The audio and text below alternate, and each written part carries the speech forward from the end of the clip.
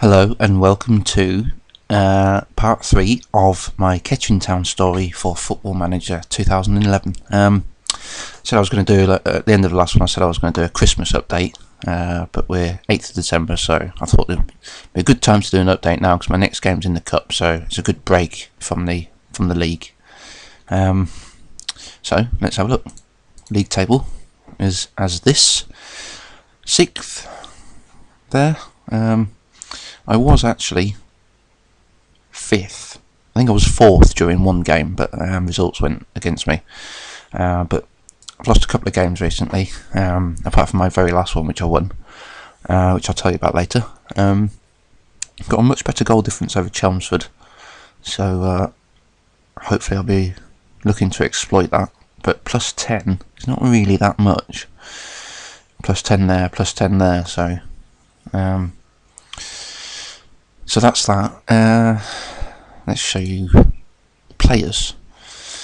Derek Williams, young player, but he got sent off in a game, so he's suspended.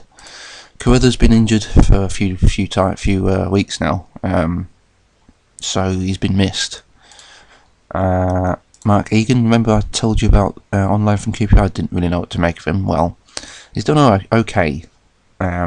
In the Cup, wasn't too great, but we did play against Bournemouth from the League One, so he's done okay, but then he got sent off, so I don't really know what to make of him still, if that makes sense. A couple of assists, but I mean he's still in the 18 and he's on loan, so I'm not going to be too fussed if he doesn't impress me when he goes back. But my biggest bad news for you is Carl Piergianni, probably my best player until his injury. I don't know if yes, I did tell you about it last time. He was on loan at Mansfield, yes. And then went from them back to his parent club, Peterborough, and then I got him. Been playing brilliant. 3 goals for a centre-back and an assist, 2 Man of the Match awards. Did well in that Cup game. But he's injured now for 3 months or 4 months, so he's probably out for the season. No, we might get him back for a couple of games. That might be valuable, because he's that good. Let's go to my goal scorers stats. Let's go overall and give you goals. Scott Ginty, 15 goals in 24 appearances. Unbelievable signing, in my opinion. Look, he was on loan at Bishop Stortford in the Blue Square Bet South. 7 goals in 13. Pretty good. So you'd think, well, he probably won't get as good a ratio in the Blue Square Bet Prem. And he's obviously proved everyone wrong. But before, I don't know what happened to Ebbsfleet. They didn't really use him, probably not as well as he could. And the season before that, he didn't do all that well in the Blue Square Bet South before Ebbsfleet got promoted. So I'm quite proud of myself for that. He's been a great signing, and he's only worth £2,500. So I mean, he should be worth more than that. I still think there's something wrong with the game. His passing's still there. I don't know if I showed you I've got passing on him, but he's gone up from 5 to 6 now, so he's improving. He is improving. And Tom Hopper on loan from Leicester. Yeah, Leicester. He's been just as good. 10 goals in 20 appearances and 2 sub appearances. And he was a gamble as well, so I'm proud of myself for my striking, for my strikers who I've signed. So it's looking a lot better. Right, finances. I'll give you that update. It stayed about the same. If we go to July, when I started signing these players, well, I didn't pay money for them, but all their wages kept on coming in. It's gone down, and then it went back up recently. So it's okay. It's controlled at just under 300,000. It's going up and down all the time. But last month, 65,000 profit. So it's pretty good. Salary still under 7,000, so that's good. Someone commented on my last video that I should spend this £26 on the next edition of Football Manager. Yeah, good one. Let's have a look. What else can we look at? That's well at this stage. If anyone got any help for me, not on how to play the game, but how to what to talk about if I'm missing things out. I mean, let's have a quick look at training. I won't spend too long on this because I have made my own. Actually, who's that? Oh, yeah, you can go on the wing. I've made my own training regimes. So if I click on CB for my centre backs, tactics and defending right at the top. And I don't think training is too bad actually. I think it's fairly easy. It's quite self-explanatory. I mean, tactics, that will train your player in decision making, anticipation, movement. So a defender would need those. I would have thought. I mean, you know, a fullback's slightly different. So if I just click back on centre back now, so intensive on defending and tactics, but fullback has slightly less of both, but a bit more ball control. So I expect them to have, because I play the ball down the wing, you see, so I expect them to have a little bit more of the ball than centre backs, overlapping runs, etc. I might actually change the attacking a little bit more, get their crossing better. Anyway, there's my midfielders. I haven't really done much with that. Defensive midfielder, kind of similar to a fullback really, but just less of the defending and more of the attacking.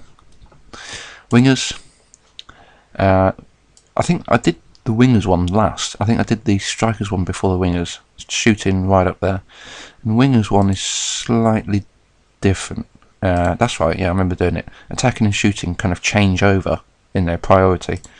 Wing right up there on the attacking, but less shooting, because they're going to get the ball, you see, down the wing, and cross it from the strikers, and then strikers right there intensive on the shooting. So I hope that hasn't bored you too much, that training malarkey. What else have we got? Don't really know what else to show you. Shall we have a look at the other leagues, see what's happening? The Premiership, Chelsea top. Burnley back in there, Nottingham Forest, Leeds, Sheffield United. That's pretty much it, I think. Oh no, there is one more thing. If we go to my league, stats, player stats, goals, Scott Ginty top. That's really good because not many of my strikers who I get when I'm managing down at this level are top of the scoring, and there's Tom Hopper in 15th place on 8 goals. So, you know, my two strikers, 22 goals between them, quite lethal really. Awards, managers of the month, I still haven't won it, but last month I got second. So it was only that defeat to Burton, which I forgot to tell you, which I was going to tell you about. I'll tell you about that now. There you go, home to Burton. Burton are second in the league and not all that far behind Barnet, so they're pretty good. But I should have won this one. I mean, 3-1. But look at the stats. I mean, more chances, more clear-cut chances. They had 2 long shots. I only had none. Well, I had none. Better possession. Yeah, I did foul more, but I think that's just the way my team is. They're just dirty buggers. Better passing, better crossing, better tackles, better headers. They just took the chances. But I suppose that's what it's all about, really, isn't it? But, he scored twice, 13 goals in 14 games, so lethal. So I think that's about it. My next game is at home to Hinckley, who are from the Blue Square Bet South. I can never say it. Blue Square Bet North. Sorry, fucking hell. Anyway, sorry about my language. Home game against them. And towards the end of the season, which is probably going to be my next update, I think I'll do the update. I don't know why. I was actually pointing at the screen with my hand there, not the mouse, and you can't say that. My next update will be after that TV game there, because Barnet away, Burton away, and they're first and second.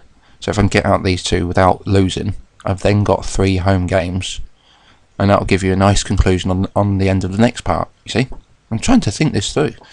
Anyway, thank you for watching. I hope you will subscribe, comment and rate if you've got the time.